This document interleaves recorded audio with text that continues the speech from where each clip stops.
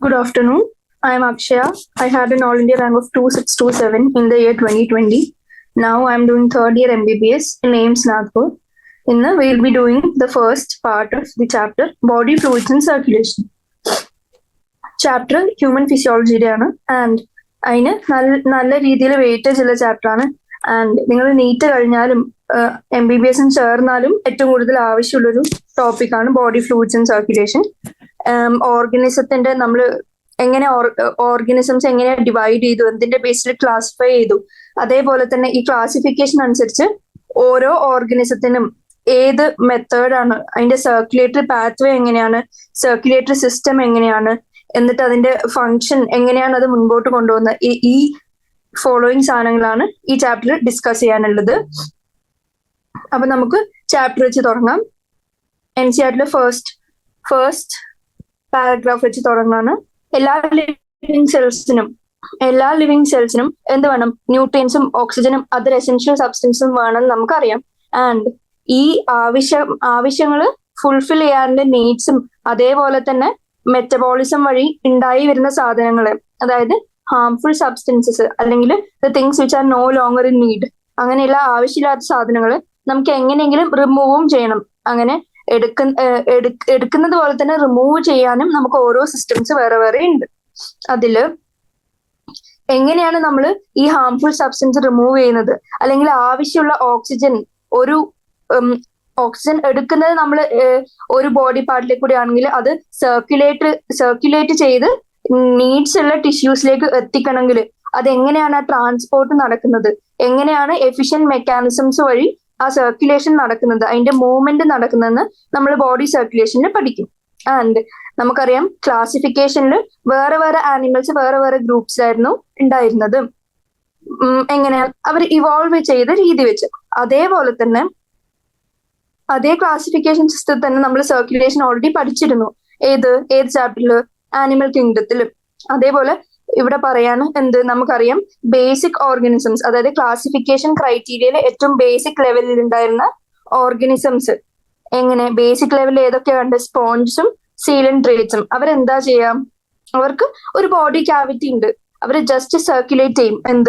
അവര് വാട്ടർ ആണ് സർക്കുലേറ്റ് ചെയ്യുന്നത്. അത് സറൗണ്ടിങ്സിൽ നിന്ന് അവർ വാട്ടർ എടുക്കും ആൻഡ് അവരുടെ ബോഡി ക്യാവിറ്റീസിലേക്കൂടെ സർക്കുലേറ്റ് ചെയ്ത് വേണ്ട സെൽസിനെല്ലാം രീതിയിൽ എക്സ്ചേഞ്ച് ഓഫ് സാധനങ്ങൾ നടക്കാൻ വേണ്ടി, അല്ലെങ്കിൽ എക്സ്ചേഞ്ച് ഓഫ് ഗ്യാസോ എന്ത് നീഡ്സിനും ഉള്ള സാധനങ്ങൾ എക്സ്ചേഞ്ച് ചെയ്യാൻ വേണ്ടി ഈ വാട്ടർ ഉപയോഗിച്ചാണ് അവർ സർക്കുലേഷൻ നടത്തുന്നത്. അപ്പൊ അവരുടെ ബേസിക് സിസ്റ്റമായി. ആൻഡ് കുറച്ചും കൂടി ഇവല്യൂഷൻ വന്ന് കുറച്ചും കൂടി കോംപ്ലക്സ് ഓർഗനിസത്തിലേക്ക് എത്തിയപ്പോ ഈ വാട്ടർ മാറി നമ്മൾ സ്പെഷ്യൽ ഫ്ലൂയിഡ്സ് കാണാൻ തുടങ്ങി. എന്തിന്? ഈ materials within the body transport ചെയ്ത് ഒരു സെല്ലിൽ നിന്ന് മറ്റു സെല്ലിലേക്ക്, അല്ലെങ്കിൽ ഒരു ഓർഗനിൽ നിന്ന് മറ്റൊരു ഓർഗനിലേക്ക് അങ്ങനെ സർക്കുലേറ്റ് ചെയ്ത് കൊണ്ടുപോവാൻ. ആൻഡ് അതിൽ നമുക്കറിയാം മോസ്റ്റ് കോമൺലി നമ്മൾ ഉപയോഗിക്കുന്ന ബോഡി ഫ്ലൂയിഡ് ഏതാ? ഹയർ ഓർഗനിസംസ് ഇൻക്ലൂഡിങ് ഹ്യൂമൻസ് ഉപയോഗിക്കുന്നത് ഏത് ഫ്ലൂയിഡ് ആണ്? നമുക്കറിയാം ബ്ലഡ് ആണ് most commonly used body fluid. And blood പോലെ തന്നെ വേറൊരു ബോഡി ഫ്ലൂയിഡ് നമുക്കറിയാം ലിംഫ് എന്താ ചെയ്യാം? ഇതേപോലെ തന്നെ വേറെ ചില സബ്സ്റ്റൻസസിന്റെ ട്രാൻസ്പോർട്ടിനെ ഹെൽപ്പ് ചെയ്യും. അങ്ങനെ നമ്മൾ ഈ ചാപ്റ്ററിൽ പഠിക്കാൻ പോകുന്നത് ഹ്യൂമൻസിനെയാണ് ബേസിക്കലി മോർ എംഫസൈസ് ചെയ്ത് പഠിക്കാൻ പോകുന്നത്. അപ്പൊ നമ്മൾ ആദ്യം ബ്ലഡ് കാണാൻ പോവാണ്. നമുക്കറിയാം ഈ ബ്ലഡ് മാത്രല്ല, ബ്ലഡിന് എന്തൊക്കെ വേണം? ബ്ലഡ് ഉണ്ട്. അതേപോലെ തന്നെ ബ്ലഡ് എവിടുന്നാ പമ്പ് ചെയ്യുന്നത്? ഹാർട്ടിൽ നിന്ന്. ആൻഡ് വയ ഏത് സാധനമാണ്, അല്ലെങ്കിൽ ഒരു സർക്കുലേറ്ററി സിസ്റ്റം അല്ലെങ്കിൽ ഏതെങ്കിലും ഒരു പാത്വേ കൂടിയിട്ടുള്ള നമുക്ക് നീഡിലുള്ള ടിഷ്യൂസിലേക്ക് എത്തിക്കാൻ പറ്റും. അപ്പൊ അത് ഏത് വഴിയാണ്? ബ്ലഡ് വെസൽ വഴി. അപ്പൊ ബ്ലഡും ഹാർട്ടും ബ്ലഡ് വെസലും വഴിയാണ് ഈ ഫ്ലൂയിഡ്സിന്റെ ട്രാൻസ്പോർട്ട് നടക്കുന്നത്. ഇനി ബ്ലഡ് എന്താ നമ്മൾ കാണുമ്പോൾ ബ്ലഡ് എന്താ? It's A special connective tissue. ആ സ്പെഷ്യൽ കണക്റ്റീവ് ടിഷ്യൂസിൽ എന്തൊക്കെ ഉണ്ടാവും? ഫ്ലൂയിഡ് മെട്രിക്സും പ്ലാസ്മയും ഫോംഡ് എലിമെന്റ്സും ആണ് ഉള്ളത് ബ്ലഡില്. അപ്പോൾ ആദ്യം ചോദിക്കുന്നത് ഏത് ടൈപ്പ് ഓഫ് ആനിമൽ ടിഷ്യൂസിൽ നമ്മൾ ഓൾറെഡി പഠിക്കുന്നതാണ് എങ്ങനെ ബ്ലഡ് ഏത് രീതിയിലുള്ള കണക്റ്റീവ് ടിഷ്യൂവിന്റെ താഴെയാണ് വരുന്നത്. അപ്പൊ ഏതാ? അതൊരു സ്പെഷ്യൽ കണക്റ്റീവ് ടിഷ്യൂ ആണ്. ആൻഡ് അതിൽ എന്തൊക്കെയാ കൺസിസ്റ്റ് ചെയ്തിരിക്കുന്നത്? ഫ്ലൂയിഡ് മെട്രിക്സും പ്ലാസ്മയും ഫോംഡ് എലിമെന്റ്സും കൂടിയാണ് ഉണ്ടായിരിക്കുന്നത്. ഇനി നമ്മൾ ബ്ലഡിനെ ഒരു ബിഗർ പിക്ചറിൽ എടുക്കുകയാണെങ്കിൽ ബ്ലഡിൽ എന്തൊക്കെ ഉണ്ട് നമ്മൾ ആദ്യം നോക്കണം. എന്തൊക്കെയുണ്ട് നമുക്കറിയാം. 55% നമുക്ക് ബ്ലഡിൽ പ്ലാസ്മയാണ് ഉള്ളത്. എന്താണ് ഈ പ്ലാസ്മ? പ്ലാസ്മ എന്താ? അത് ഫ്ലൂയിഡ് പാർട്ടാണ്, അതായത് ഫ്ലൂയിഡ് കോമ്പണന്റ് ആണ് ഈ ബ്ലഡിലത്തെ. And it is pale yellowish in colour. അതിന്റെ കളർ പെയിൽ യെല്ലോ. അതേപോലെ തന്നെ പ്ലാസ്മ ഉള്ളത് പോലെ തന്നെ 55% പ്ലാസ്മ. അപ്പൊ ബാക്കി 45% എന്തായിരിക്കും? 45% കോൺസ്റ്റിറ്റ്യൂട്ട് ചെയ്യുന്നത് നമ്മുടെ ബ്ലഡ് കോർപ്പസിൽസ്. ബ്ലഡ് കോർപ്പസിൽസ് എന്ന് വെച്ചാൽ എന്താ? ബ്ലഡിന്റെ സെല്ലുലാർ കണ്ടന്റ്സ്.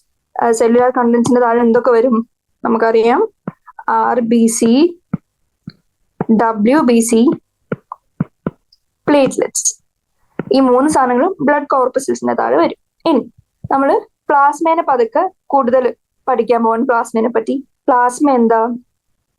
അത് ഫ്ലൂയിഡ് പാർട്ടാണ് നമുക്കറിയാം. It's A straw coloured viscous fluid. എത്ര കോൺസ്റ്റിറ്റ്യൂട്ട് ചെയ്യുക ടോട്ടൽ ബ്ലഡിന്റെ? നമ്മൾ ഓൾറെഡി കണ്ടു. അത് 55%. ടോട്ടൽ ബ്ലഡിന്റെ 55% ആണ് പ്ലാസ്മ കോൺസ്റ്റിറ്റ്യൂട്ട് ചെയ്യുന്നത്. ആൻഡ് ഈ പ്ലാസ്മയിൽ തന്നെ 90 to 92% എന്താണ്? പ്ലാസ്മയിലെ മേജർ കണ്ടന്റ്. പ്ലാസ്മേനെ നമ്മൾ ഡിവൈഡ് ചെയ്താൽ അതിൽ 90 to 92% ഓഫ് പ്ലാസ്മ എന്ന് പറയുന്നത് വാട്ടർ ആകുന്നു. ആൻഡ് ബാക്കിയുള്ള എന്തായിരിക്കും? ബാക്കിയുടെ 6-8% ഉണ്ടല്ലോ, അതെന്തായിരിക്കും? 6 to 8% പ്രോട്ടീൻസ് കൊണ്ടാണ് ഉണ്ടാക്കിയിരിക്കുന്നത്. 6 to 8% പ്രോട്ടീൻ ആൻഡ് 90 to 92 എത്ര? വാട്ടർ ആയി. ഇനി വേറെന്തൊക്കെ ഉണ്ട്? ഈ മേജർ പ്രോട്ടീൻസ്. ഈ പ്രോട്ടീൻസ് നോക്കുകയാണെങ്കിൽ മേജർ പ്രോട്ടീൻസിൽ ഏതൊക്കെ വരും? ഫിബ്രിനോജൻ, നമുക്കറിയാം ക്ലോട്ടിങ്ങിന് കാണുന്നതാണ്. Globulin and albumin. ഈ 3 എണ്ണമാണ് മേജർ പ്രോട്ടീൻ. നമ്മൾ എന്ത് കണ്ടു? പ്ലാസ്മ എന്താന്നുണ്ട്? Straw coloured viscous fluid. ബ്ലഡിന്റെ എത്ര ശതമാനം കോൺസ്റ്റിറ്റ്യൂട്ട് ചെയ്തു പ്ലാസ്മ? 55%. ഈ പ്ലാസ്മയിലും തന്നെ നമ്മൾ നോക്കുമ്പോൾ പ്ലാസ്മേനെ രണ്ട് ആയിട്ട് ഡിവൈഡ് ചെയ്തു. അതിൽ water which is A major content constitutes 90 to 92%. ഇനി ബാക്കി 6 to 8% ആരാ ഉണ്ടാക്കുന്നത്? പ്രോട്ടീൻ. ഈ പ്രോട്ടീനിൽ തന്നെ major protein fibrinogen, globulin, albumin. ഇനി നമുക്കറിയാം ഫിബ്രിനോജിന്റെ ഫംഗ്ഷൻ എന്താ? Clotting and coagulation of blood. ഫിബ്രിനോജിന്റെ ഫംഗ്ഷനായി ഗ്ലോബുലിൻസ് നമുക്കറിയാം. ഗാമ ഗ്ലോബുലിൻസ് എന്നൊക്കെ പറഞ്ഞ് പഠിക്കും നമ്മൾ ഓൾറെഡി മുമ്പോട്ട് പോകുമ്പോൾ. അതെന്താ? Defence mechanism. അതായത് ഒരു ഫോറിൻ സബ്സ്റ്റൻസ് ബോഡിയിലേക്ക് വന്നാൽ അതിനെ ഫൈറ്റ് ചെയ്ത് ഇമ്മ്യൂണിറ്റി ഉണ്ടാക്കാൻ അല്ലെങ്കിൽ ഡിഫെൻസ് ചെയ്യാൻ ഉള്ള സഹായിക്കുന്ന സാധനമാണ് ഏത്? ഗ്ലോബുലിൻ. ആൻഡ് ആൽബുമിൻ എന്താ ചെയ്യാ? Albumin osmotic balance. Osmotic balance help ചെയ്യുന്ന സാധനമാണ് ആൽബുമിൻ. ആൻഡ് ഇതേ പ്ലാസ്മയിൽ തന്നെ ചെറിയ എമൗണ്ട് ഓഫ്, അതായത് വെരി ലിറ്റിൽ അല്ലെങ്കിൽ മൈനർ ആയിട്ടുള്ള കോൺസ്റ്റിറ്റ്യൂട്ട് ചെയ്യുന്ന എന്തൊക്കെയാ? ചില മിനറൽസ്. ആ മിനറൽസിന്റെ example Na+, calcium, magnesium, bicarbonate, chloride, ഈ വരുന്ന മിനറൽസ് ആണ്. ആൻഡ് പ്ലാസ്മയില് ഗ്ലൂക്കോസും അമിനോ ആസിഡ്സും ലിപ്പിഡ്സും കൂടി ഒരു ചെറിയ എമൗണ്ടിൽ കാണാൻ പറ്റും. ആൻഡ് ഒരു കാര്യം കൂടെ പറയാൻ, നമ്മൾ ഓൾറെഡി പഠിച്ചു മേജർ പ്രോട്ടീൻസ് ആയിട്ട് ഫിബ്രിനോജൻ, ആൽബുമിൻ, ഗ്ലോബുലിൻ ആണ് കാണുക. അതിലെ ഫിബ്രിനോജൻ ആക്ച്വലി ഇനാക്റ്റീവ് ഫോമിലാണ് പ്ലാസ്മയിൽ കാണപ്പെടുന്നത്. ആൻഡ് നമ്മൾ ഈ പ്ലാസ്മേനെ എടുത്ത് നമുക്കറിയാം പ്ലാസ്മയിൽ 90 to 92% വാട്ടറാണ്, ബാക്കി 6 to 8% ആണ് പ്രോട്ടീൻ. ഈ പ്ലാസ്മേനെ നമ്മൾ ഈ ക്ലോട്ടിംഗ് ഫാക്ടേഴ്സ് കളഞ്ഞു. ഈ ക്ലോട്ടിംഗ് ഫാക്ടേഴ്സ് നമ്മൾ പ്ലാസ്മേന്ന് എടുത്ത് കളഞ്ഞു. ബാക്കിയുള്ള സാധനത്തിന് നമ്മൾ എന്ത് വിളിച്ചു? സീറം എന്ന് വിളിച്ചു. ഇത്രയായി. അപ്പോ നമ്മള് ക്ലോട്ടിംഗ് ഫാക്ടേഴ്സ് കളഞ്ഞ് ബാക്കി വരുന്ന പ്ലാസ്മേനെ നമ്മൾ എന്ത് വിളിച്ചു? സീറം എന്ന് വിളിച്ചു.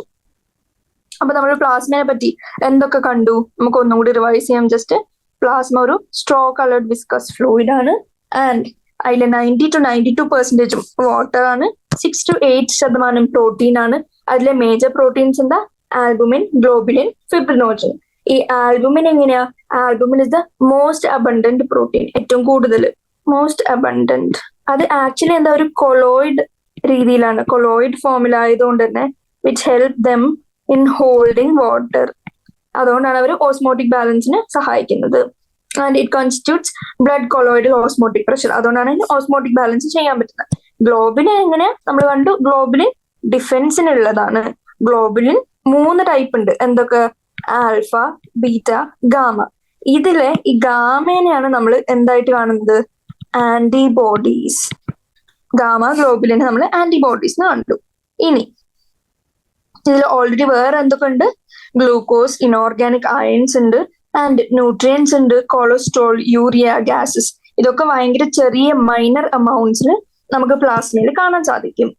ഇനി നമ്മൾ ഫോംഡ് എലമെന്റ്സിലേക്ക് വരികയാണ്. ഫോംഡ് എലമെന്റ്സ് അതായത് എന്താ? ഫോംഡ് എലമെന്റ്സിനെ എന്തിനൊക്കെ വിളിക്കുന്നത്? അതായത് RBC, WBC, പ്ലേറ്റ്ലെറ്റ്, ഈ 3 സാധനത്തിനെ നമ്മൾ വിളിക്കുന്നതാണ്, ഒരുമിച്ച് വിളിക്കുന്നതാണ് ഫോംഡ് എലമെന്റ്സ് അല്ലെങ്കിൽ ബ്ലഡ് കോർപ്പസൽസ്.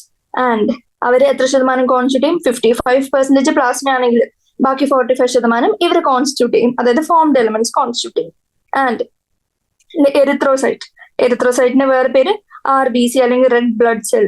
ഇതാണ് എല്ലാ സെൽസിലും ഏറ്റവും കൂടുതൽ abundant, most abundant of all the cells in the blood. അപ്പൊ അതൊരു MCQ ആയി. എങ്ങനെ? Most abundant of all the cells in blood ചോദിച്ചാൽ നമ്മൾ ആരെ പറയും? എറിത്രോസൈറ്റ് ആണ് മോസ്റ്റ് അബണ്ടന്റ്. ആൻഡ് ഒരു ഹെൽത്തി അഡൾട്ട് മാനിന് എത്ര RBCs ഉണ്ട് പെർ mm³? ഒരു mm³ വെച്ച് നോക്കുമ്പോൾ പെർ mm³, ഓരോ mm³ എത്ര മില്യൺസ് ഓഫ് RBC ഉണ്ട്? നമുക്കറിയാം 5 million to 5.5 million of RBCs ആണ് ഉള്ളത്. ആൻഡ് RBCs ഫോം ചെയ്യുന്നത് എവിടെയാണ്? അഡൾട്ടില്. അഡൾട്ട് ഇമ്പോർട്ടൻ്റ് ആണ്. അഡൾട്ടില് RBCs are formed in the red bone marrow. അഡൾട്ടില് RBCs ഉണ്ടാക്കുന്നത് ആരാ? ബോൺ മാരോ ആണ്. By the process of erythropoiesis. RBC form ചെയ്യുന്ന പ്രോസസ്സിനാണ് എറിത്രോപോയസിസ് എന്ന് പറയുന്നത്. ആൻഡ് ബോൺ മാരോന്ന് എറിത്രോപോയസിസ് നടന്ന RBC ഉണ്ടാവും. അടുത്ത RBCന്റെ പ്രത്യേകത എന്താ? അവർക്ക് ന്യൂക്ലിയസ് ഇല്ല. എങ്ങനെ? In most of the mammals nucleus ഇല്ലാത്തതാണ് RBC. അതായത് RBCs A ന്യൂക്ലിയേറ്റഡ് ആണ് in most of the mammals. And ഏത് ഷേപ്പാണ്? ബൈ കോൺകേവ് ഷേപ്പ് ആണ്. ഇനി അവരുടെ കളർ എന്താ? പേര് പോലെ തന്നെ റെഡ് കളേർഡ് ആണ്. ആൻഡ് അവർക്ക് ഒരു അയൺ കണ്ടെയ്നിങ് കോംപ്ലക്സ് പ്രോട്ടീൻ ഉണ്ട്. അത് നമുക്ക് എല്ലാവർക്കും അറിയാം. ആ അയൺ കണ്ടെയ്നിങ് കോംപ്ലക്സ് പ്രോട്ടീൻ നമ്മൾ എന്ത് വിളിച്ചു? ഹീമോഗ്ലോബിൻ എന്ന് വിളിച്ചു. Iron containing complex protein haemoglobin എന്ന് വിളിച്ചു. അതുകൊണ്ടാണ് അതിന് ആ പേര് വന്നിരിക്കുന്നത്. ആൻഡ് ഹീം എന്ന് വെച്ചാൽ എന്താ? അയൺ. അപ്പൊ iron containing protein haemoglobin. And ഒരു ഇൻഡിവിജ്വലില്, ഒരു ഹെൽത്തി ഇൻഡിവിജ്വലില് ഓരോ 100 ml എത്ര ഗ്രാംസ് ഓഫ് ഹീമോഗ്ലോബിൻ ഉണ്ടെന്ന് വെച്ചാൽ എന്താ പറയും? 12 to 16 grams of haemoglobin in every 100 ml. ബ്ലഡിന്റെ എല്ലാ 100 ml 12 to 16 grams of haemoglobin ഉണ്ട്. ആൻഡ് അതിന്റെ ഫംഗ്ഷൻ എന്താ? അറിയാം. എന്താ അതിന്റെ function? Transport of respiratory gas. ഓക്സിജന്റെയും കാർബൺ ഡൈ ഓക്സൈഡിന്റെയും ഒക്കെ ട്രാൻസ്പോർട്ട്, ഓക്സിജൻ ടിഷ്യൂസിലേക്ക് എത്തിച്ച് വേണ്ടാത്ത കാർബൺ ഡൈ ഓക്സൈഡ് പുറത്തേക്ക് എത്തിക്കാൻ സഹായിക്കുന്നത് ആരാം? ഈ കോംപ്ലക്സ് പ്രോട്ടീനായ ഹീമോഗ്ലോബിൻ ആണ്. കാരണം എന്താ? അവർക്ക് അഫിനിറ്റി ഉള്ളത് കൊണ്ടാണ് അവർ അറ്റാച്ച് ചെയ്ത് അങ്ങോട്ടും ഇങ്ങോട്ടും ട്രാൻസ്പോർട്ടിന് സഹായിക്കുന്നത്. ആൻഡ് അവരുടെ ആവറേജ് ലൈഫ് സ്പാൻ 120 days. അവർ ഡിസ്ട്രോയിഡ് ഇൻ, എവിടെയാണ് അതിന്റെ ഡിസ്ട്രക്ഷൻ നടക്കുന്നത്? സ്പ്ലീൻ. അതുകൊണ്ട് നമ്മൾ സ്പ്ലീനിനെ എന്ത് വിളിച്ചു? Grave yard of RBCs. അപ്പൊ ജസ്റ്റ് ഈ ഒരു പാരഗ്രാഫ് മാത്രം നോക്കുമ്പോൾ നമുക്ക് എത്ര MCQs ഉണ്ടാക്കാന്ന് നമുക്ക് ഈ അണ്ടർലൈനും മാർക്കും ചെയ്തതിൽ നമുക്ക് മനസ്സിലാക്കാം. എങ്ങനെ? എറിത്രോസൈറ്റ്സ് ആൻസർ വരുന്ന question most abundant of all the cells in blood. ഇനി ഒരു ഹെൽത്തി അഡൽട്ട് മാൻ എത്രയുണ്ട് RBCs? 5 million to 5.5 million per mm³. അത്രയുണ്ട്. ആൻഡ് ഫോർ അഡൾട്ടില് എറിത്രോപോയസിസ് നടക്കുന്നത് red bone marrow. And most of the മാമൽസിൽ RBCs A ന്യൂക്ലിയേറ്റഡ് ആണ്. Shape ഏതാണ്? Biconcave in shape. അവർക്കുള്ള ഒരു കോംപ്ലക്സ് പ്രോട്ടീൻ ഹീമോഗ്ലോബിൻ. ഒരു ഹെൽത്തി ഇൻഡിവിജ്വൽ എത്ര ഹീമോഗ്ലോബിൻ ഉണ്ട്? ഓരോ 100 ml ഓഫ് ബ്ലഡ് എടുത്ത് നോക്കിയാലും 12 to 16 grams of haemoglobin. And അവരുടെ ഫംഗ്ഷൻ എന്താ? Transport of respiratory gas. അവരുടെ ലൈഫ് സ്പാൻ 120 days. ആൻഡ് അവരുടെ ഡിസ്ട്രക്ഷൻ നടക്കുന്നത് എവിടെ? സ്പ്ലീൻ. അതുകൊണ്ട് തന്നെ ഗ്രേവ് യാർഡ് ഓഫ് RBCs എന്ന് വിളിക്കുന്നത് എന്താ? സ്പ്ലീനെ നമ്മൾ ഗ്രേവ് യാർഡ് ഓഫ് RBCs എന്ന് വിളിക്കും. ഇനി ഇതില് ബുക്കിൽ ഇല്ലാത്തൊരു എക്സ്ട്രാ പോയിന്റ് പറയുകയാണെങ്കിൽ ക്യാമൽ ആൻഡ് ലാമ, ഇവരുടെ RBC ഓവൽ ഇൻ ഷേപ്പ് ആണ്, A ന്യൂക്ലിയേറ്റഡ് ആണ്. നമ്മളുടെ ബൈ കോൺകേവ് ഷേപ്പ് എന്ന് ഇവിടെ എഴുതിയിരുന്നു. അതിന്റെ ഒരു എക്സെപ്ഷൻ ആയിട്ടാണ് ക്യാമലും ലാമയും എങ്ങനെയാ R B Cs oval in ഷേപ്പും ആൻഡ് എ ന്യൂക്ലിയേറ്റഡ് ആണ്. ഇനി ആർ ബി സിന്റെ ഡെഫിഷ്യൻസിനെ നമ്മൾ എന്ത് വിളിച്ചു? എറിത്രോസൈറ്റോപീനിയ. അതേപോലെ ഇത് ഡെഫിഷ്യൻസി, അതായത് കുറഞ്ഞു പോയി. ഇനി കൂടുന്നതിനെ നമ്മൾ എന്ത് വിളിക്കും? അതായത് വെരി ഹൈ അല്ലെങ്കിൽ massive number of R B സിസിനെ നമ്മൾ വിളിച്ചു പോളിസൈത്തീമിയ. ഇത്രയും കാര്യങ്ങൾ ആർ ബി സിസിനെ കുറിച്ച് നമ്മൾ പഠിച്ചു. ഇനി ല്യൂക്കോസൈറ്റ്സ് എന്താ? വൈറ്റ് ബ്ലഡ് സെൽസ്, WBC എന്നും പറയും. അതെന്തുകൊണ്ടാ വൈറ്റ് എന്ന് പറഞ്ഞാൽ നമ്മൾ എന്താ കളർലെസ് എന്നുള്ളൊരു മീനിങ്ങിലാണ് യൂസ് ചെയ്തിരിക്കുന്നത്. അപ്പൊ അത് കളർലെസ് ആണ്. എന്തുകൊണ്ടാണ് കളർലെസ്? അവർക്ക് മറ്റേതിൽ കാണുന്ന പോലത്തെ റെഡ് കളർ ഇമ്പാർട്ട് ചെയ്യാനുള്ള കോംപ്ലക്സ് പ്രോട്ടീനായ ഹീമോഗ്ലോബിൻ ഇല്ല. Lack of haemoglobin. അവരെങ്ങനെയാ? എ ന്യൂക്ലിയേറ്റഡ് ആണോ? They are nucleated. ഇനി അവരുടെ നമ്പർ എങ്ങനെയാ? മറ്റേത് 5 to 5.5 മില്യൺ RBCs ആണ് പെർ mm³ കണ്ടത്. പക്ഷെ ഇവിടെ ഒരു mm³ എത്രയേ ഉള്ളൂ? 6,000 to 8,000 മാത്രമേ ഉള്ളൂ. ആൻഡ് മറ്റടുത്ത് ലൈഫ് സ്പാൻ 120 days ആയിരുന്നെങ്കിൽ ല്യൂക്കോസൈറ്റ്സിന്റെ ലൈഫ് സ്പാൻ ആക്ച്വലി അത്രയും കൂടുതലല്ല, വെരി ഷോർട്ട് ലിവ്ഡ്. ഇനി WBC നമ്മൾ 2 ടൈപ്പ് ആക്കി, ഗ്രാനുലോസൈറ്റ്സ് ആൻഡ് എഗ്രാനുലോസൈറ്റ്സ്. ഗ്രാനുലോസൈറ്റ്സും എഗ്രാനുലോസൈറ്റ്സും. ഇനി ഗ്രാനുലോസൈറ്റ്സിന്റെ ഡിഫറെന്റ് ടൈപ്സ് നമ്മൾ പഠിക്കും. ബെൻ ആലോചിച്ച് വെക്കുക. ഏതൊക്കെ? Basophil, eosinophil, neutrophil. BEN for granulocytes. And agranulocytes ഏതൊക്കെയാ? എഗ്രാനുലോസൈറ്റ്സ് ബാക്കിയുള്ള 2 ഏതൊക്കെ? ലിംഫോസൈറ്റ്സും മോണോസൈറ്റ്സും. BEN for granulocyte and lymphocytes and monocytes, granulocytes.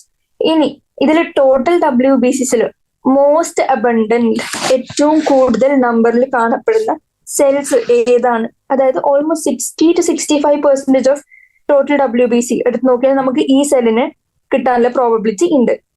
അതെന്താ അതിന്റെ ആൻസർ? ന്യൂട്രോഫിലാണ് മോസ്റ്റ് അബണ്ടന്റ് സെൽസ്, അതായത് അറൌണ്ട് 60 to 65%. ഇനി മോസ്റ്റ് ഏറ്റവും കുറവുള്ള, അതായത് ലീസ്റ്റ് അബണ്ടന്റ് എന്ന് പറഞ്ഞാൽ ഓൾമോസ്റ്റ് 1% മാത്രം, അല്ലെങ്കിൽ അല്ലെങ്കിൽ 1%. അര തൊട്ട് 1% വരെ കാണുന്നത് ഏത് ഗ്രൂപ്പ് ഓഫ് സെൽസ് ആണ്? ബേസോഫിൽസ്. ഇനി എന്താ? ന്യൂട്രോഫിൽസ് ആൻഡ് മോണോസൈറ്റ്സ് ഫാഗോസിറ്റിക് ആണ്. ഫാഗോസിറ്റിക് എന്ന് വെച്ചാല് ഫാഗോസൈറ്റോസിസ് നടത്താൻ, അതായത് സെൽസിനെ വിഴുങ്ങാൻ കേപ്പബിലിറ്റി ഇല്ല. അല്ല ഏതെങ്കിലും ഒരു ആന്റിജനോ ഫോറിൻ ബോഡി എന്തെങ്കിലും യൂസ്ലെസ് ആണെങ്കിൽ ബോഡിയിലേക്ക് വന്ന് അതിന് ഫാഗോസൈറ്റോസിസ് നടന്ന് ഡയറക്റ്റ് ഇൻജക്ഷൻ ചെയ്ത് അതിന്റെ ഉള്ളിലേക്ക് എടുത്ത് നശിപ്പിക്കാനുള്ള കഴിവുള്ള 2 ടൈപ്പ് ഓഫ് സെൽസ് ഏതൊക്കെയാ? ന്യൂട്രോഫിൽസും മോണോസൈറ്റ്സും. ആൻഡ് മോണോസൈറ്റ്സിന്റെ ശതമാനം എത്രയുണ്ടെന്ന് ബ്രാക്കറ്റിൽ കൊടുത്തിട്ടുണ്ട്, 6 to 8%. ഇനി അത് കണ്ടു. ഇനി ഫാഗോസൈറ്റോസിസ് കാണിക്കുന്ന WBCs ഏതൊക്കെയാ? ന്യൂട്രോഫിലും മോണോസൈറ്റും. ആൻഡ് ബേസോഫിൽസ് എന്തൊക്കെ സെക്രീറ്റ് ചെയ്യും? അല്ലെങ്കിൽ വേറെ രീതി എങ്ങനെ ഈ ക്വസ്റ്റ്യൻ ചോദിക്കാൻ? ഹിസ്റ്റമിൻ, സെറോട്ടോണിൻ, ഹെപ്പാരിൻ, ഈ സാധനങ്ങളൊക്കെ ഉണ്ടാക്കുന്ന WBC സെൽ ഏതാണെന്ന് ചോദിച്ചാൽ എന്ത് പറയും? ഈ സെക്രീഷൻ നടത്തുന്ന എന്തുകൊണ്ടാ? ഇൻഫ്ലമേറ്ററി റിയാക്ഷൻസിലുള്ള ഇന്റർമീഡിയറ്റ്സ് ആയിട്ടാണ്. അതിനെ ഫെസിലിറ്റേറ്റ് ചെയ്യാൻ. അപ്പൊ ഇൻഫ്ലമേറ്ററി റിയാക്ഷൻസിൽ ഇൻവോൾവ് ആവുന്ന സെൽ ഏതാ? അല്ലെങ്കിൽ ഹിസ്റ്റമിൻ, സെറോട്ടോണിൻ, ഹെപ്പാരിൻ തുടങ്ങിയ സാധനങ്ങൾ സെക്രീറ്റ് ചെയ്യുന്ന സെൽസ് ഏതാന്ന് വെച്ചാൽ പറയണം ബേസോഫിലാണ് ഇത്രയും സാധനങ്ങൾ സെക്രീറ്റ് ചെയ്യാനുള്ള കേപ്പബിലിറ്റി. ഇനി ബാക്കിയുള്ളത് ഏതാ? ഈസിനോഫിലിന്റെ ഫംഗ്ഷൻ എന്താ? Eosinophil is around 2 to 3%. അവന്റെ function they resist infections and associated with allergic reaction. അപ്പൊ അടുത്ത MCQ ചോദിക്കാണ്, ഏത് ടൈപ്പ് ഓഫ് WBCs ആണ് അസോസിയേറ്റഡ് വിത്ത് അലർജിക് റിയാക്ഷൻസ് എന്ന് ചോദിച്ചാൽ എന്ത് പറയും? ഈസിനോഫിൽ. പക്ഷെ ഇൻഫ്ലമേറ്ററി റിയാക്ഷനിൽ ഏതാന്ന് ചോദിച്ചാൽ നമുക്ക് എന്ത് പറയും? ബേസോഫിൽ. ഇനി എല്ലാത്തിന്റെയും ഡയഗ്രാം കൊടുത്തിട്ടുണ്ട്. അതിൽ മാച്ച് ദ ഫോളോയിങ്ങോ ഐഡന്റിഫൈയോ ചെയ്യാൻ പറഞ്ഞാല് RBC ഏതാ, പ്ലേറ്റ്ലെറ്റ്സ് ഏതാ, ഈസിനോഫിൽ ഏതാ, ബേസോഫിൽ ഏതാ, ന്യൂട്രോഫിൽ ഏതാ, മോണോസൈറ്റ് ഏതാ, T ലിംഫോസൈറ്റ്, B ലിംഫോസൈറ്റ് ഏതാന്ന് ഐഡന്റിഫൈ ചെയ്യാൻ അറിഞ്ഞിരിക്കണം. അതില് മെത്തേഡ് എന്താന്ന് വെച്ചാല് RBCs അത്യാവശ്യം കുറച്ച് വലുപ്പമുണ്ട് ആൻഡ് അവരുടെ ബൈ കോൺകേവ് ഷേപ്പ് ആയിട്ട് കാണിക്കാൻ പറ്റുന്നുണ്ട്. ഇവര് ജസ്റ്റ് ഒരു സർക്കിൾ കളർ ചെയ്ത് വെച്ചിരിക്കുകയാണ്. ആൻഡ് ഏറ്റവും സ്മോളസ്റ്റ് ഏതാ? സ്മോളസ്റ്റ് ചെറിയ ചെറിയ ഫ്രാഗ്മെന്റ്സ് പോലെ കാണപ്പെടുന്നത് അങ്ങനത്തെ ഒരു ടൈപ്പ് സെൽസ് ആണ് നമുക്ക് പറയാൻ പറ്റണം പ്ലേറ്റ്ലെറ്റ്സ്. ഇനി ഈസിനോഫിലിന്റെ ഐഡന്റിഫൈ ചെയ്യാനുള്ള ഈസിയസ്റ്റ് മെത്തേഡ് എന്താണെന്ന് വെച്ചാല് അവരുടെ ഹെഡ്ഫോൺ ഷേപ്ഡ് ന്യൂക്ലിയസ് ആണ്. ന്യൂക്ലിയസ് ആണെങ്കിൽ നമുക്ക് ഹെഡ്ഫോൺ പോലെ തോന്നും. അപ്പോ ഹെഡ്ഫോൺ പോലെ കാണുന്ന ന്യൂക്ലിയസ് ഏതിന്റെ? ഈസിനോഫിൽ. ഇങ്ങനെ ആയിരിക്കും നമ്മൾ പാട്ട് കേൾക്കുമ്പോൾ നമ്മൾ കുറച്ച് ഈസ് ആയിട്ട് തോന്നും. ഈസ് എന്ന് വെച്ചാൽ കുറച്ചൊരു റിലാക്സ്ഡ് പോലെ തോന്നും. അപ്പോ അങ്ങനെ ആയിരിക്കുമ്പോൾ E's for eosinophil and headphone. ഇനി ബേസോഫിൽ എങ്ങനെയാ? Basophil actually S shaped nucleus ആണ് ബേസോഫിലിന്റെ. ഇതിൽ പക്ഷെ ഇത് അത്ര ക്ലിയർ അല്ല. അപ്പൊ ഓഡ് വൺ ഔട്ടോ അങ്ങനെ ബാക്കിയുള്ള ഏതാന്ന് വെച്ചാൽ ഐഡന്റിഫൈ ചെയ്യാം. ആൻഡ് ന്യൂട്രോഫിൽ എങ്ങനെയാ വെച്ചാല് മൾട്ടി ലോബുലേറ്റഡ്, കുറെ ലോബ്യൂൾസ് ഉള്ള ന്യൂക്ലിയസ്, കുറെ ലോബ്സ് ഉള്ള ന്യൂക്ലിയസ് കാണാൻ പറ്റും. അതെന്തുകൊണ്ടാ? അതിന്റെ ന്യൂക്ലിയസ് ചെറിയ ചെറിയ സ്ട്രാൻഡ്സ് വെച്ച് കണക്ട് ചെയ്ത് പല പല ലോബ് പോലെയാണ് കാണപ്പെടുന്നത്. And monocyte kidney shaped nucleus. Monocyte എങ്ങനെ ഐഡന്റിഫൈ ചെയ്യാം? കിഡ്നി ഷേപ്ഡ് ന്യൂക്ലിയസ് വെച്ച്. ഇനി ടി ലിംഫോസൈറ്റും ബി ലിംഫോസൈറ്റും ഡിഫറൻഷിയേറ്റ് ചെയ്യാൻ എങ്ങനെയാ പറ്റുമെന്ന് വെച്ചാൽ എങ്ങനെയാ? ബി ലിംഫോസൈറ്റിന്റെ ന്യൂക്ലിയസ് കുറച്ച് സൈഡിലേക്കാണ്. പക്ഷെ ആൻഡ് ദ സൈറ്റോപ്ലാസം, ന്യൂക്ലിയസ് ഇല്ലാത്ത ഭാഗം, അതായത് ഇത്രയും ഇതിന്റെ സൈറ്റോപ്ലാസം ആണല്ലോ ഈ ചുറ്റുള്ളത്, അത് ഏതിന്റെ? ബി ലിംഫോസൈറ്റിന്റെ സൈറ്റോപ്ലാസം കുറച്ച് കൂടുതലാണ് ടി ലിംഫോസൈറ്റിനെ കാട്ടി. ടി ലിംഫോസൈറ്റിന് ചെറിയ എൻഡിൽ മാത്രം ജസ്റ്റ് ചെറിയൊരു സ്ട്രാൻഡ് പോലെ സൈറ്റോപ്ലാസം ഉള്ളൂ. അപ്പോ ബി ഫോർ ബിഗർ എന്നാലോചിക്കുക. ബിഗർ ന്യൂക്ലിയസ് അല്ല, അത് പ്രത്യേകിച്ച് ആലോചിക്കണം, കൺഫ്യൂസ്ഡ് ആവരുത്. Bigger cytoplasm, B for bigger cytoplasm. അങ്ങനെ നമുക്ക് ബി ലിംഫോസൈറ്റിനെ ടി ലിംഫോസൈറ്റിനെ ഐഡന്റിഫൈ ചെയ്യാൻ പറ്റും. ഇനി ലിംഫോസൈറ്റിന് എത്ര ശതമാനം? 20 to 25%. അപ്പൊ ഇത്രയിലെ എത്ര ശതമാനങ്ങൾ ഓരോന്നിന്റെ നമ്മൾ അറിഞ്ഞിരിക്കണം. ന്യൂട്രോഫിൽ ഏറ്റവും കൂടുതലായിരുന്നു. എത്രയാണ് നമ്മൾ കണ്ടത്? 60 to 65. 60 to 65 ന്യൂട്രോഫിലാണ്. ഇനി ഏറ്റവും അതാണ് മോസ്റ്റ് അബണ്ടന്റ്. ലീസ്റ്റ് അബണ്ടന്റ് നമ്മൾ കണ്ടത് ഏറ്റവും കുറവ്, അതായത് 1% നമ്മൾ കണ്ടത് ഏതായിരുന്നു? ബേസോഫിലായിരുന്നു ഏറ്റവും കുറവ്, ലീസ്റ്റ് എമൗണ്ട് കാണപ്പെട്ടത്. ഇനി മോണോസൈറ്റ് എങ്ങനെയാ? മോണോസൈറ്റിന് നമ്മൾ 6 to 8% ആണ് കണ്ടത്. ഇനി 2 to 3% കണ്ടത് ആരുടെ ആയിരുന്നു? ഈസിനോഫിലിന്റെ. ഇനി ബാക്കിയുള്ളത് 20 to 25% നമ്മൾ കണ്ടത് ആരെയാ? ലിംഫോസൈറ്റിനെ. ഈ ബോക്സ് ഇത് ആരുടെയാണ്? മാച്ച് ദ ഫോളോയിങ്ങോ മറ്റോ ചോദിച്ചാൽ എഴുതാണ്ട രീതിയിലാക്കണം. ആൻഡ് ഇതും ഇമ്പോർട്ടന്റ് ആണ്. ഐഡന്റിഫൈ ചെയ്യാനുള്ള മെത്തേഡ്സ് ഞാൻ ഓൾറെഡി പറഞ്ഞു കഴിഞ്ഞു. ഇനി പഠിക്കാൻ പോകുന്നത് ലിംഫോസൈറ്റ്സിന് 2 ടൈപ്പ് ഉണ്ട്, ബി ആൻഡ് ഡി. അതിന്റെ ഡയഗ്രം നമ്മൾ കണ്ടാണ്. B for bigger cytoplasm. അത് ആക്ച്വലി ബിന്റെ ബിഗർ സൈറ്റോപ്ലാസിന്റെ അബ്രിവേഷൻ ഒന്നുമല്ല, ബി വേറൊരു അബ്രിവേഷൻ ആണുള്ളത്. ജസ്റ്റ് ഞാൻ ന്യൂമോണിക് പോലെ ഓർത്തു വെക്കാൻ പറഞ്ഞതേ ഉള്ളൂ. ഇനി ലിംഫോസൈറ്റിന്റെ ഫംഗ്ഷൻ ഇമ്മ്യൂൺ റെസ്പോൺസ്. ഇനി പ്ലേറ്റ്ലെറ്റ്സിന്റെ വേറെ പേര് ത്രോംബോസൈറ്റ്സ്. എന്താ? ഞാൻ ഡയഗ്രാം പറഞ്ഞപ്പോഴേ പറഞ്ഞത് ചെറിയ ഫ്രാഗ്മെന്റ്സ് പോലെ കാണപ്പെട്ടതാണ്. ഡയഗ്രാമിൽ ഐഡന്റിഫൈ ചെയ്യാനുള്ള മെത്തേഡ് ഫ്രാഗ്മെന്റ്സ് പോലെ ആയിരുന്നു. അത് തന്നെയാണ് അതിന്റെ ഡെഫിനിഷനും. They are cell fragments produced from. ആരാ ഉണ്ടാക്കുന്നത്? പ്ലേറ്റ്ലെറ്റ്സ് ഉണ്ടാക്കുന്ന പ്ലേറ്റ്ലെറ്റ് ഫോമിംഗ് സെൽസിനെ നമ്മൾ എന്ത് വിളിച്ചു? മെഗാ കാരിയോസൈറ്റ്സ് എന്ന് വിളിച്ചു. ആൻഡ് ബ്ലഡിൽ എത്ര പ്ലേറ്റ്ലെറ്റ്സ് ഉണ്ട്? 1,50,000 to 3,50,000 platelets per mm³. WBCs 6,000 to 8,000 ആയിരുന്നു. അതേപോലെ RBCs 5 to 5.5 million ആയിരുന്നു. പക്ഷെ ഇത് 1.5 ലക്ഷം to 3.5 ലക്ഷം പ്ലേറ്റ്ലെറ്റ്സ് മാത്രമേ ഉള്ളൂ. അപ്പൊ ഏറ്റവും കുറവ് WBC ആൻഡ് ഏറ്റവും കൂടുതൽ RBC. നടുക്ക് വരുന്നതാണ് പ്ലേറ്റ്ലെറ്റ്സ്. പ്ലേറ്റ്ലെറ്റ്സ് ക്യാൻ റിലീസ് എന്ത്? കൊയാഗുലേഷൻ അല്ലെങ്കിൽ ക്ലോട്ടിങ്ങിന് ആവശ്യമുള്ള സാധനങ്ങൾ റിലീസ് ചെയ്യാനുള്ള കേപ്പബിലിറ്റിയാണ് ഈ പ്ലേറ്റ്ലെറ്റ്സിന്. പ്ലേറ്റ്ലെറ്റ് മേജർ ആയിട്ടും എന്ത് ഫംഗ്ഷൻ ആണ് ഹെൽപ്പ് ചെയ്യുന്നത്? കൊയാഗുലേഷൻ അല്ലെങ്കിൽ ക്ലോട്ടിങ് ഫംഗ്ഷൻ. ആൻഡ് പ്ലേറ്റ്ലെറ്റ്സ് ഭയങ്കര അധികം കുറഞ്ഞാല് എന്തുണ്ടാവും? അവര് ക്ലോട്ടിങ് ഡിസോർഡേഴ്സ് ഉണ്ടാക്കും. ക്ലോട്ടിങ് ഡിസോർഡേഴ്സ് ഉണ്ടാകുമ്പോൾ എക്സസീവ് ലോസ് ഓഫ് ബ്ലഡ് ഉണ്ടാവും. കാരണം ക്ലോട്ട് ഫോം ചെയ്യുമ്പോൾ ബ്ലഡ് പുറത്തേക്ക് പോകുന്ന നിൽക്കുക ചെയ്യുക. കാരണം അത് അവരൊരു വാൾ അല്ലെങ്കിൽ സീലിംഗ് ഒരു സ്ട്രോങ് ബൗണ്ടറി പോലെ അത് ആക്ട് ചെയ്യുന്നുണ്ട്. പക്ഷെ ക്ലോട്ട് ഫോർമേഷൻ നടക്കുന്നില്ല. അതായത് ക്ലോട്ടിങ് ഡിസോർഡർ ഉണ്ട് എങ്കിൽ എങ്ങനെയാ? എക്സസീവ് ബ്ലഡ് ലോസ് ഉണ്ടാവാൻ സാധ്യതയുണ്ട്. ഇനി ഒരു പ്രീവിയസ് ക്വസ്റ്റ്യൻ ചോദിച്ച ക്വസ്റ്റ്യൻ ആണ്, WBCസിന്റെ ഷേപ്പ് എങ്ങനെ ഡിസ്ക്രൈബ് ചെയ്യാൻ പറ്റും? അമീബോയിഡ് ഷേപ്പ് ആയതുകൊണ്ട് തന്നെ ഒരു ഫിക്സ്ഡ് ഷേപ്പ് അല്ല, അതായത് ഇങ്ങനെയാണ് ഫിക്സ്ഡ് ആയിട്ട് പറയാൻ പറ്റില്ല. ചിലപ്പോൾ അങ്ങനെ ഇങ്ങനെ ഒരു എലാസ്റ്റിക് പോലെ, ഒരു റബ്ബർ ബോൾ പോലെ ഷേപ്പ് മാറാനുള്ള സാധ്യതയുണ്ട്. അതുകൊണ്ട് എന്താ ഗുണം എന്താ? അതുകൊണ്ട് അവര് ഡയാപീഡിസിസ് എന്ന് പറഞ്ഞ ഫിനോമിനൻ കാണിക്കും. ഡയാപീഡിസിസ് എന്ന് പറഞ്ഞാൽ ദ സ്ക്വീസിങ് ഓഫ് WBC. അത് ഒരു ചെറിയൊരു ബ്ലഡ് വെസലിന്റെ വാളിന്റെ ഉള്ളിൽ കൂടി അല്ലെങ്കിൽ ചെറിയ പോർസിന്റെ ഉള്ളിൽ കൂടി പുറത്തേക്ക് പോകാനുള്ള എക്സ്ട്രാവസേഷൻ നടക്കാനുള്ള കേപ്പബിലിറ്റി ഉള്ളതുകൊണ്ട് ഒരു ഷേപ്പ് ചേഞ്ചിങ് ആണ്. അതുകൊണ്ട് നമുക്കറിയാം അമീബ എങ്ങനെയാ? അമീബക്ക് ഒരു സ്പെസിഫിക് ഷേപ്പ് ഇല്ല, ഒരു അമോർഫസ് ഫോം ആണ് അമീബയുടെ. അതേപോലെ തന്നെ WBCക്കും സ്ക്വീസ് ഔട്ട് ചെയ്യാനുള്ള, ഒരു ചെറിയ ഗ്യാപ്പ് കിട്ടിയ സ്ക്വീസ് ഔട്ട് ചെയ്യാനുള്ള ടെൻഡൻസി ഉള്ളതുകൊണ്ട് അതിനെ അമീബോയിഡ് ഷേപ്പ് എന്ന് വിളിക്കും. ആൻഡ് ഇറ്റ് ഷോസ് ഡയാപെഡിസിസ് എന്ന് പറഞ്ഞ ഫിനോമിനൻ. ആൻഡ് WBCs ഭയങ്കരമായിട്ട് കുറഞ്ഞു. ലോ നമ്പർ ഓഫ് WBCസിനെ നമ്മൾ ലൂക്കോപീനിയ എന്ന് വിളിക്കും. നല്ലോണം കൂടിയാലോ ലൂക്കോസൈറ്റോസിസ് എന്ന് വിളിക്കും. ഇനി ഒരു ട്യൂമറിന്റെ കാരണം കൊണ്ട് ഭയങ്കര ഹൈ നമ്പർ ഉണ്ടായി. ഏതിന്? WBCസിന്. അതിനെയാണ് നമ്മള് ബ്ലഡിലെ WBC വല്ലാണ്ട് കൂടും. ട്യൂമർ അതിനെ നമ്മൾ ലുക്കീമിയ എന്ന് വിളിക്കും.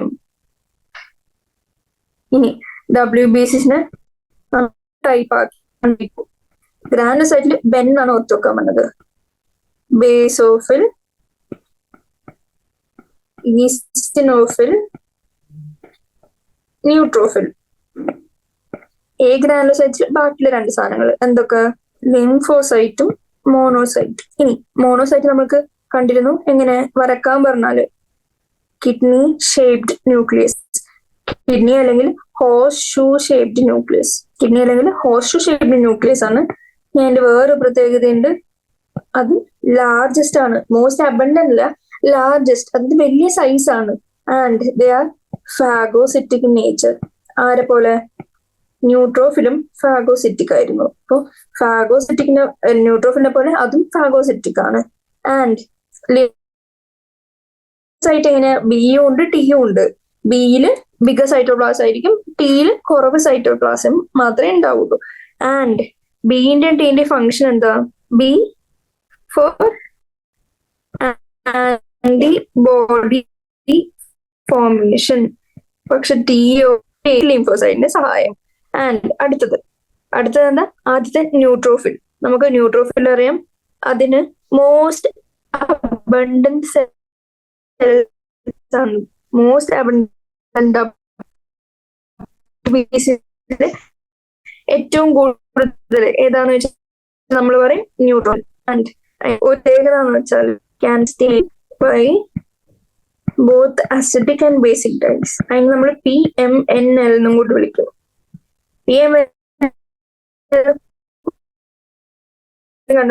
refers to ഏതിനാണ്? ന്യൂട്രോഫിൽ. ലൂക്കസ് ഞാൻ ഓൾറെഡി പറഞ്ഞിരുന്നു. കുറെ ലോബ്യൂൾസ് ആയിട്ട് ഇങ്ങനെ കാണാൻ പറ്റും. അങ്ങനെ ലോബ്യൂൾസ് ആണെന്നാണ് ഇതിന് പോളിമോർഫോ ന്യൂക്ലിയർ ലൂക്കോസൈറ്റ് പറയാൻ പറ്റുന്നത്. ആൻഡ് ഇറ്റ് ഫോംസ് 60 to 65% ഉണ്ട്. ആൻഡ് ഇതിന്റെ ഫങ്ഷൻ എന്താ? ഫാഗോസിറ്റിക്. അതായത് ഒരു സ്ഥലത്ത് ഒരു ഇൻഫെക്ഷ്യസ് ഏജന്റ് വന്നു, അപ്പൊ അവിടെ ഫസ്റ്റ് വന്നിരിക്കുന്നത്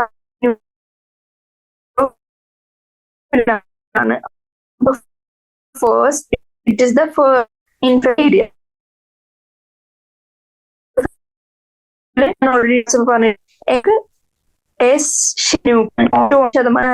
ബേസിക് ഡൈസ്. ഇവിടെ നമ്മൾ ബോത്ത് അസിഡിക് ആൻഡ് ബേസിക് ഉണ്ട്. ഇവിടെ ബേസിക് മാത്രമേ ഉള്ളൂ. എന്താ? കോസിംഗ് ഏഷ്യൻ. ആരുടെയൊക്കെ റിലീസ് വഴി? ഹെപ്പാരിൻ, ഹിസ്റ്റമിൻ ഒക്കെ റിലീസ് വഴി അവർ ഇൻഫ്ലമേഷൻ കോസ് ചെയ്യും. ബേസോഫിലിനെ പറ്റി കണ്ടു. ഹെഡ്ഫോൺ ഷേപ്ഡ് ന്യൂക്ലിയസ് ആണ് ഈസിനോഫിലിന്. കുറച്ച് സൈസ് വലുതായി പോയി. ഇത്രയും വലുതല്ല, ഏറ്റവും വലുത് ലാർജസ്റ്റ് ഏതായിരിക്കും? മോണോസൈറ്റ് ആണെന്ന് നമുക്കറിയാം. ഹെഡ്ഫോൺ ഷേപ്ഡ് ആണ്. ആൻഡ് എത്ര ശതമാനം? 2 to 3%. They are stained by acidic dyes. ഇനി ഫംഗ്ഷൻ എന്താ? സപ്രസ് അലർജി, ഇത്രയും കാര്യങ്ങൾ. പിന്നെ നമ്മൾ പ്ലേറ്റ്ലെറ്റ്സിനെ കണ്ടു. പ്ലേറ്റ്ലെറ്റ്സ് നമുക്കറിയാം എന്താ? പ്ലേറ്റ്ലെറ്റ്സിന്റെ മെയിൻ ഫംഗ്ഷൻ ക്ലോട്ടിങ് അല്ലെങ്കിൽ കൊയാഗുലേഷന് ഹെൽപ്പ് ചെയ്യാന്നുള്ളതാണ്. പ്ലേറ്റ്ലെറ്റ്സ് കൂടിയ അവസ്ഥേനെ ആൻഡ് കുറഞ്ഞ അവസ്ഥ എന്ത് വിളിക്കും? Law, high. ലോ ആണെങ്കിൽ നമ്മൾ അതിനെ ത്രോംബോസൈറ്റോപീനിയ എന്ന് വിളിക്കും. ഹൈ ആണെങ്കിൽ ത്രോംബോസൈറ്റോസിസ് എന്ന് വിളിക്കും. ആൻഡ് അവരുടെ ഫങ്ഷൻ എന്താ? Forms platelet factors.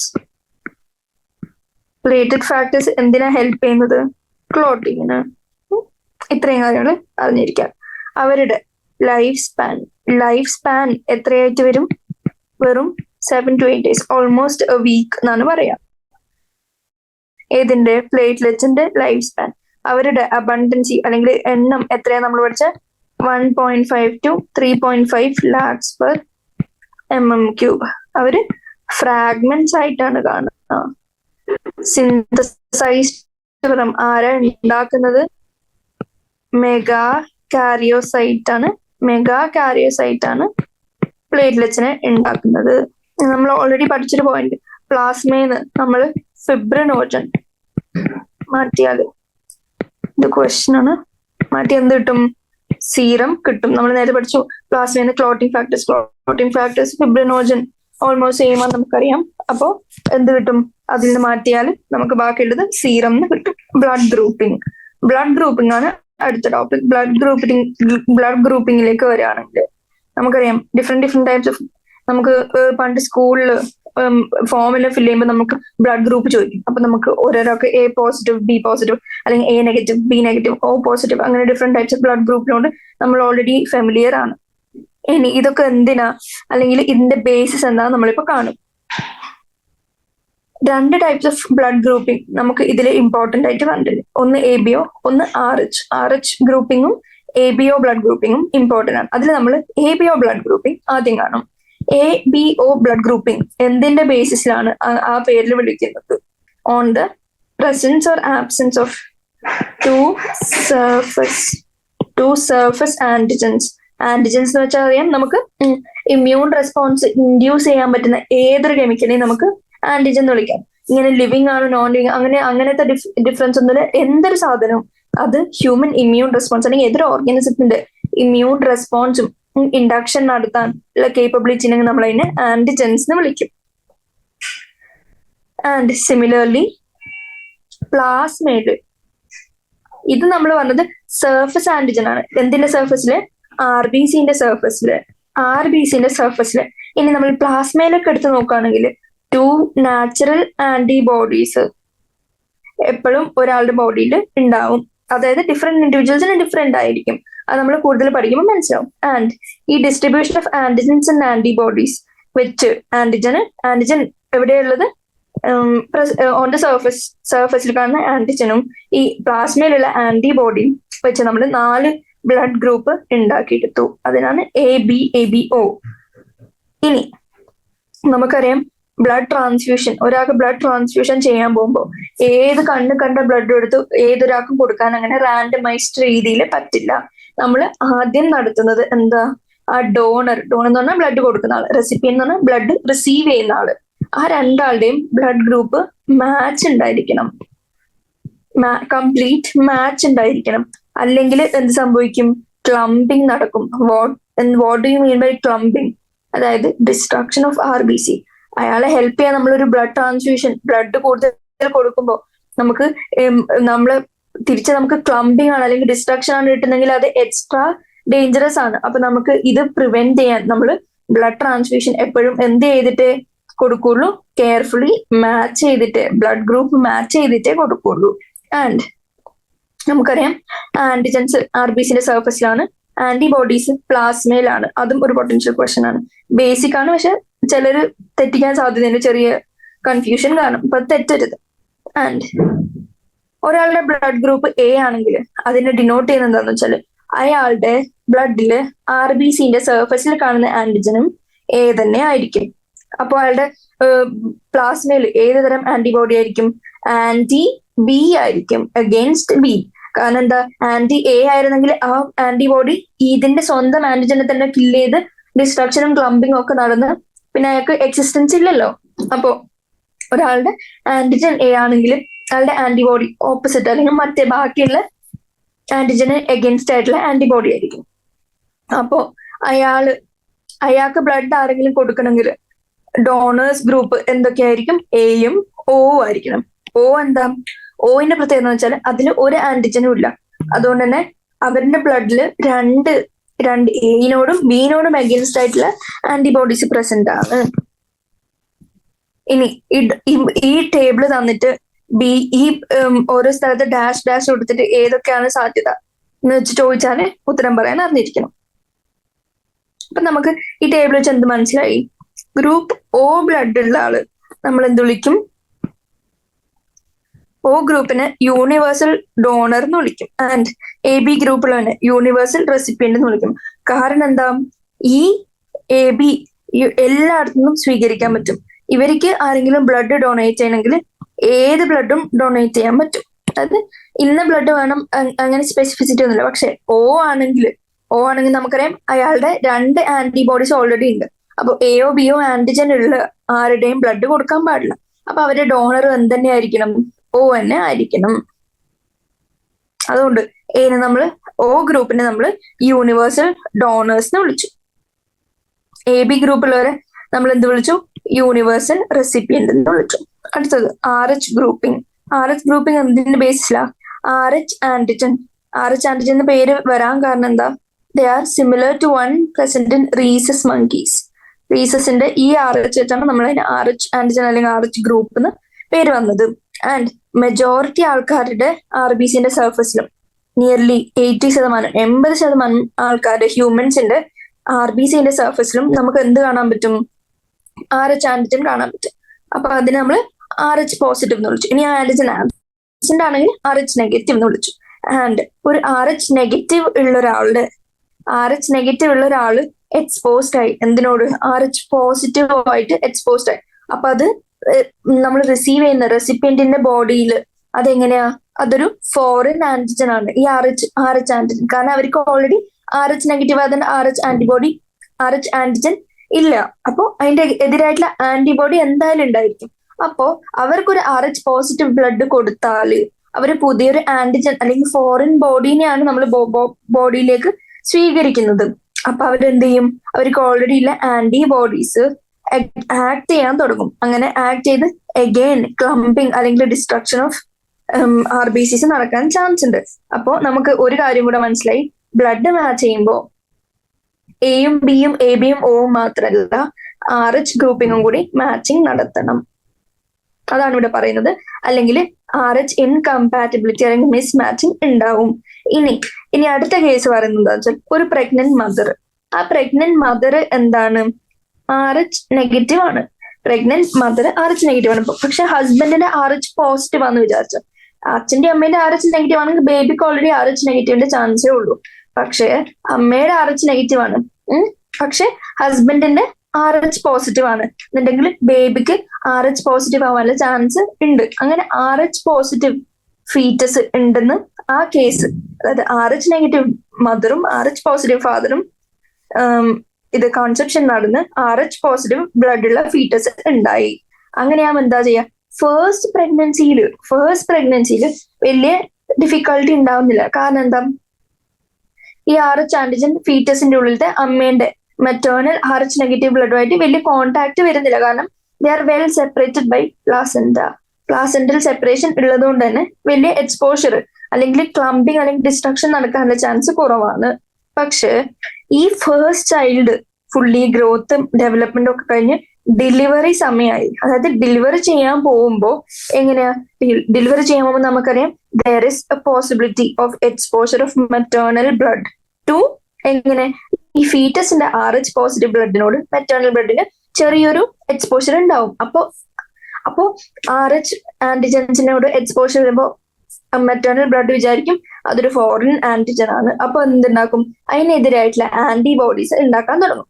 അപ്പൊ ഈ അമ്മക്ക് എന്തായി, ഓൾറെഡി ഈ മെറ്റേണൽ ബ്ലഡിൽ അഗേൻസ്റ്റ് RH ആന്റിജൻ ഉള്ള ആന്റിബോഡീസ് പ്രിപ്പയർഡ് ആയി വെച്ചു. പ്രിപ്പയറിംഗ് ആന്റിബോഡീസ് ആണ് ഈ പറയുന്നത്. ആൻഡ് സബ്സിക്വന്റ് പ്രഗ്നൻസി, അഗൈൻ ഒരു പ്രഗ്നൻസി കൂടെ ആയി, സെക്കൻഡ് ബേബിയും ഇതേപോലെ എങ്ങനെയായി, RH ആകുമ്പോൾ, അതായത് മെറ്റേണൽ ബ്ലഡും കുഞ്ഞിന്റെ ബ്ലഡും which is RH positive exposure ഉണ്ടാകുമ്പോൾ നമുക്കറിയാം നേരത്തെ അമ്മ ഉണ്ടാക്കി വെച്ച RH ആന്റിബോഡീസ് പ്രിപ്പയർഡ് ആയി റെഡി ആയിരിക്കാണ്. ഇനി ഒരു പ്രാവശ്യം കൂടി RH ആന്റിജൻ നമ്മുടെ ഉള്ളിലേക്ക് വന്നാൽ ആക്ട് ചെയ്ത് ഡിസ്ട്രോയ് ചെയ്യാം. അപ്പൊ ഈ സെക്കൻഡ് പ്രഗ്നൻസിയിൽ എന്ത് പറ്റും, ഈ സബ്സിക്വന്റ് പ്രഗ്നൻസിയിൽ ഫീറ്റൽ RBCs ഡിസ്ട്രോയിഡ് ആയി പോവാണ്.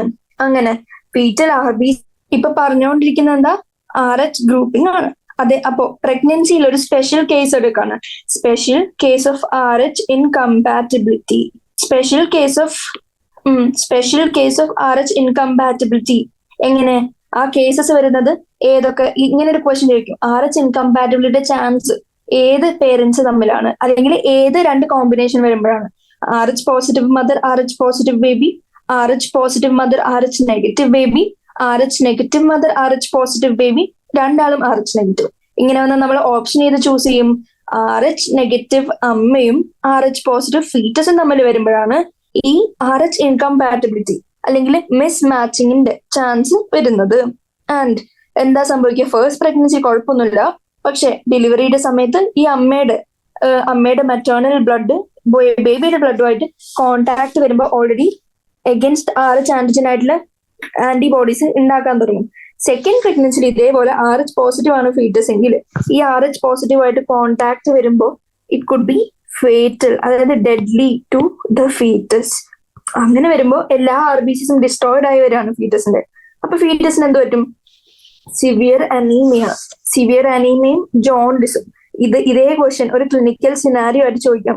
എങ്ങനെ, ഇത് ഒരു പുതിയ നിയോനേറ്റൽ ബർത്ത് നടന്നു കഴിഞ്ഞ് ഒരു neonate is presenting to the emergency with severe anaemia അല്ലെങ്കിൽ ജോണ്ടിസുമായിട്ട് പ്രസന്റ് ചെയ്യാണ്. ഈ കണ്ടീഷനെ നമ്മൾ വിളിക്കും എറിത്രോബ്ലാസ്റ്റോസിസ് ഫീറ്റാലിസ്. ഈ കണ്ടീഷൻ നമ്മൾ വിളിച്ചു എറിത്രോബ്ലാസ്റ്റോസിസ് ഫീറ്റാലിസ്. ഇനി ഇതെങ്ങനെ അവോയ്ഡ് ചെയ്യാം, നമുക്കറിയാം ഫസ്റ്റ് അച്ഛൻ RH പോസിറ്റീവും അമ്മ RH നെഗറ്റീവ് ആകുമ്പോൾ ഇതിന് ഓൾറെഡി ചാൻസ് കുറച്ച് പ്രോബബിൾ ആണെന്ന് നമുക്കറിയാം. അപ്പൊ നമുക്ക് ഡോക്ടേഴ്സ് എന്ത് ചെയ്യണം, ഒരു കുട്ടി ഉണ്ടായി RH പോസിറ്റീവ്, അപ്പൊ നമുക്ക് ഓൾറെഡി അഡ്മിനിസ്റ്റർ ചെയ്യണം അമ്മക്ക് ഈ RH ആന്റിബോഡീസ്. എന്നാലേ ആ ന്യൂലി ഫോംഡ് ആയ ആന്റിബോഡീസ് നശിപ്പിക്കാൻ പറ്റുള്ളൂ. അത് നശിപ്പിച്ചാല് നെക്സ്റ്റ് ബേബിക്ക് വലിയ ഡിഫിക്കൽട്ടി ഇല്ലാണ്ട്, അല്ലെങ്കിൽ ഈ എറിത്രോബ്ലാസ്റ്റോസിസ് ഫീറ്റാലിസ് ഇല്ലാണ്ട് ഇൻകമ്പാറ്റബിലിറ്റിന്റെ ട്രീറ്റ്മെന്റ് MCQ ചോദിച്ചാൽ രോഗം, വാക്സിൻ, ഇത് സെലക്ട് ചെയ്യുക ഓപ്ഷൻ. ഇനി കൊയാഗുലേഷൻ ഓഫ് ബ്ലഡ് പഠിക്കാൻ പോവാണ്. കൊയാഗുലേഷൻ ഓഫ് ബ്ലഡിൽ കാണുന്നത് നമുക്കറിയാം, ഒരു കട്ട് അല്ലെങ്കിൽ ഒരു ഹേർട്ട് അല്ലെങ്കിൽ ഒരു വൂണ്ട് ഫോർമേഷൻ നടന്ന നമുക്കറിയാം എക്സസീവ്ലി ബ്ലഡ് ലോസ് നടന്നുകൊണ്ടേ ഇരിക്കില്ല. ഒരു കുറച്ച് നേരം ബ്ലഡ് ലൂസ് ആവും ആൻഡ് അത് കഴിഞ്ഞ് ബ്ലഡ് സ്റ്റോപ്സ് ഫ്ലോയിങ്. എന്തുകൊണ്ടായിരിക്കും, കാരണം ഈ പുറത്ത് വരുന്ന ഊസ് ഔട്ട് ചെയ്യുന്ന ബ്ലഡിന് ഒരു ഇൻഹറന്റ് കപ്പാസിറ്റി ഉണ്ട് to cause coagulation or clotting. ഏതൊരു ഇഞ്ചറിയുടെയോ ട്രോമയുടെയോ എൻഡില് കൊയാഗുലേഷൻ അല്ലെങ്കിൽ ക്ലോട്ടിങ് എന്ന് പറഞ്ഞ മെക്കാനിസം വഴി ബ്ലഡ് ലോസ് സ്റ്റോപ്പ് ചെയ്യാനുള്ള ഇൻഹറന്റ് കേപ്പബിലിറ്റി ഉണ്ട്. ഈ mechanism to prevent excessive loss of blood from the ബോഡിനെയാണ് നമ്മൾ കൊയാഗുലേഷൻ ഓഫ് ബ്ലഡ് എന്ന് വിളിക്കുന്നത്.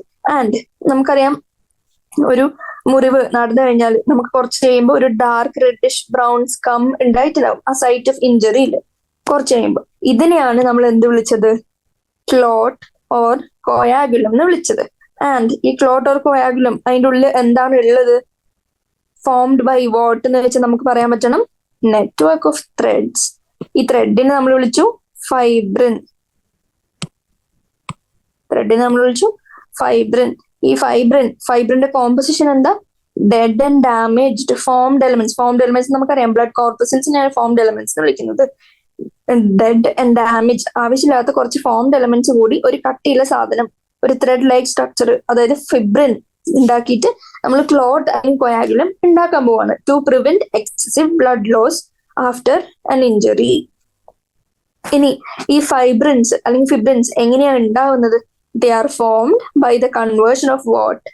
നമുക്കറിയാം ഫൈബ്രിനോജൻസ് ആദ്യം പഠിച്ചപ്പോൾ പറഞ്ഞിരുന്നു ബ്ലഡിൽ ഒരു composition major protein which seen in പ്ലാസ്മയാണ് ഫൈബ്രിനോജൻസ്. ഇവർ ഇനാക്റ്റീവ് ഫോമിലാണ് പ്ലാസ്മയിൽ ഓൾറെഡി കാണുന്നത്. പക്ഷെ ഇങ്ങനെ ഒരു കട്ട് നടക്കുമ്പോൾ ഇനാക്റ്റീവ് ഫിബ്രിനോജൻസ് എന്താവും? ത്രോംബിൻ എന്ന് പറഞ്ഞ എൻസൈമിന്റെ സഹായത്തോടു കൂടി അവർ ആക്റ്റീവ് ആവും. അപ്പൊ എന്താ, ഒരു ഇഞ്ചറി നടന്നു, നമുക്ക് അറിയാം ഇനാക്റ്റീവ് ഫിബ്രിനോജൻ ഓൾറെഡി ഉണ്ട്, പക്ഷെ അതിന് ആക്റ്റീവ് ആവണം. ആക്റ്റീവ് ആവാൻ എൻസൈം ഏതാണ്? ത്രോംബിൻ. ഈ ത്രോംബിൻസ് എങ്ങനെയാ ഉണ്ടാവുക? ഈ എൻസൈമിനെയാണ് നമ്മൾ ത്രോംബിൻ എന്ന് വിളിക്കുന്നത്. ത്രോംബിൻ ഉണ്ടാവുന്നത് എങ്ങനെയാ? പ്ലാസ്മയിലെ വേറൊരു ഇനാക്റ്റീവ് സബ്സ്റ്റൻസ് ഉണ്ട്, പ്രോ ത്രോംബിൻ. ഇതിന്റെ ആക്ടിവേഷൻ കൊണ്ടാണ് ത്രോംബിൻ ഉണ്ടാവുന്നത്. ഈ ത്രോംബിൻ പോയി എന്ത് ചെയ്യും? ഇനാക്റ്റീവ് ഫിബ്രിനോജൻസിനെ ആക്റ്റീവ് ഫിബ്രിൻ ആയിട്ട് കൺവേർട്ട് ചെയ്യും. ആൻഡ് ത്രോംബിന് പ്രോ ത്രോംബിൻ ഇനാക്റ്റീവ് ആണ്. നമുക്കറിയാം സ്റ്റൊമക്കിലെ എൻസൈംസിനെയൊക്കെ പ്രോ കൂട്ടിച്ചേർത്ത് അതിന് ഇനാക്റ്റീവ് ഫോം കിട്ടും. അപ്പൊ ഈ ഇനാക്റ്റീവ് ആയിട്ടുള്ള പ്രോ ത്രോംബിനെ ആക്റ്റീവ് ആയിട്ടുള്ള ത്രോംബിൻ ആക്കിയത് ആരാ? ത്രോംബോകൈനേസ് എന്ന് പറഞ്ഞ എൻസൈം കോംപ്ലക്സ് ആണ് ഈ റിയാക്ഷൻ അല്ലെങ്കിൽ കൺവേർഷന് ഹെൽപ്പ് ചെയ്തത്. ആൻഡ് ഈ കോംപ്ലക്സ് ഫോർമേഷൻ അല്ലെങ്കിൽ കോയാഗുലം ഫോർമേഷൻ ഒരു സീരീസ് ഓഫ് എൻസൈമാറ്റിക് റിയാക്ഷന് റിസൾട്ട് ആയിട്ടാണ് ഉണ്ടാവുന്നത്. അതിന് നമ്മൾ കാസ്കേഡ് പ്രോസസ് എന്ന് വിളിച്ചു.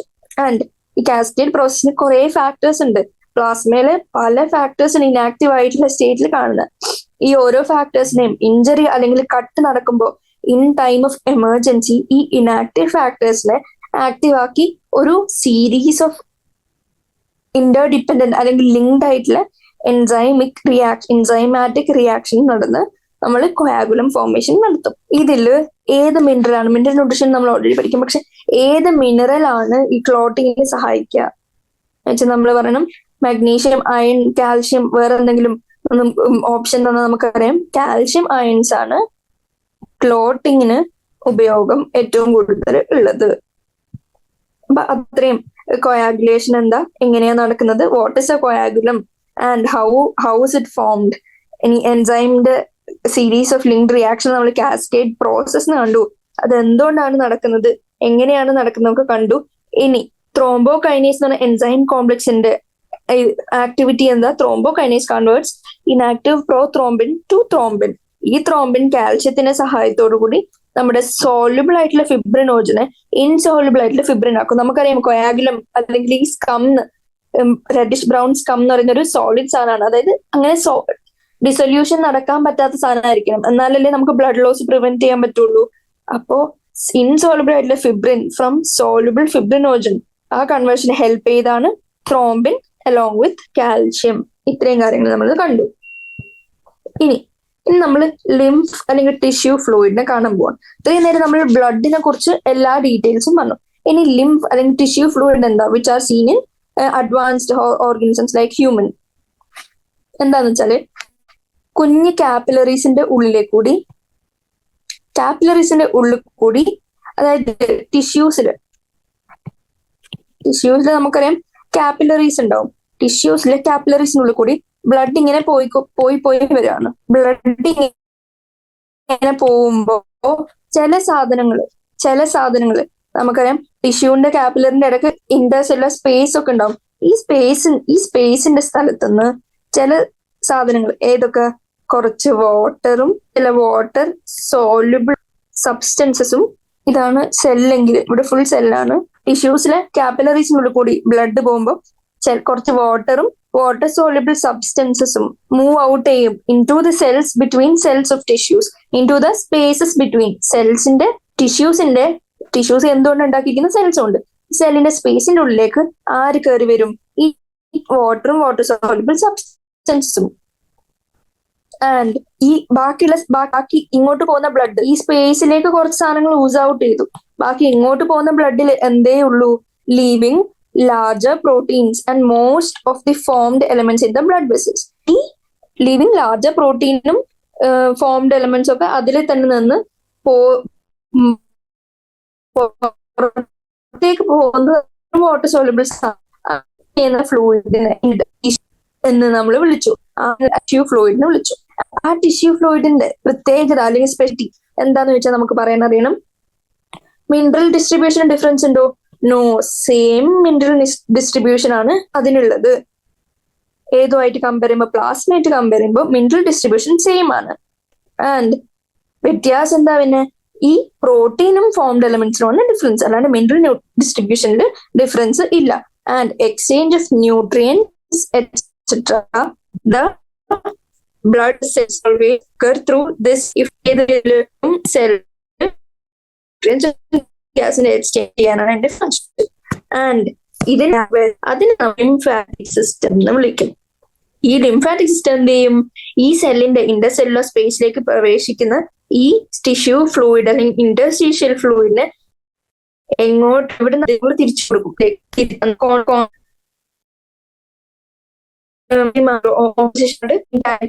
അപ്പൊ ഇതിന് ചെയ്ത് ഈ ഫംഗ്ഷൻ നടത്തുന്ന